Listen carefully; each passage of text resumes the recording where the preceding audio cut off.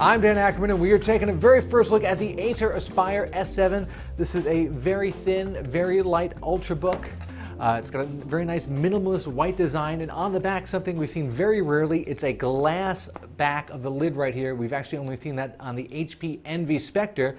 Here it is again. It's Gorilla Glass, so it's actually very sturdy. You might be a little concerned about having glass on the back of the lid. It didn't really bother me. But it's not just another cool Ultrabook. It's actually something surprising. It is one of the very first laptops that we've seen built with Windows 8 in mind. That's right, it's got Microsoft's not Metro interface. I'm not even sure what they're going to end up calling this.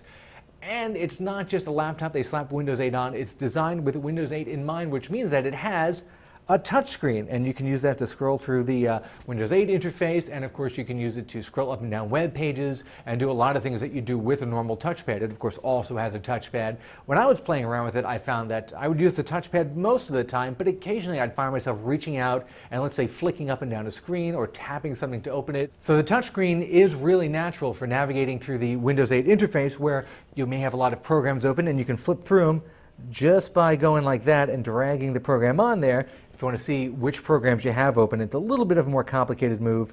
It's kind of a little bit out and in like that, and then you'll see that. And that's actually a lot easier on the screen than it even is with the touchpad.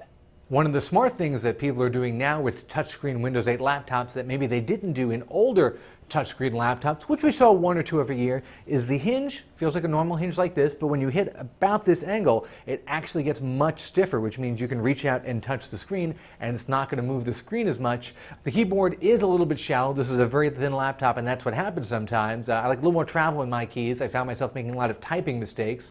But the touchpad, fairly responsive for multi-touch gestures, not really that much super improved over what I've seen in current Windows 7 laptops, and certainly still not quite as fluid as Apple is with the touchpad moves. As an ambassador for new built-from-the-ground-up Windows 8 laptops, the Acer Aspire 7 does a really good job of sort of selling the concept of Windows 8, especially when you use the touchscreen together with the touchpad.